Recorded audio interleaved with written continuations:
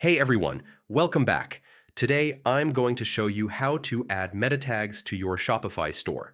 Meta tags are key for SEO. They help search engines understand your site and make it easier for customers to find your store online.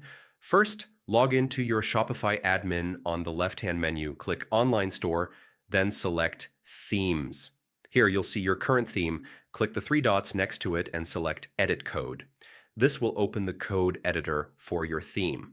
In the editor, navigate to the Layout folder and open theme.liquid. This file contains the foundational structure of your theme, including the head section where meta tags live. Scroll to the head tag, and this is where you'll add your meta tag code. Make sure your tags are ready. These should include keywords relevant to your products and services. If there are old or conflicting meta tags, remove them to avoid SEO issues. Once your new meta tags are added, hit Save at the top right. That's it. Your Shopify store now has updated meta tags, helping improve your site's visibility and search engine ranking. Thanks for watching and happy selling. Don't forget to subscribe for more Shopify tips and tutorials.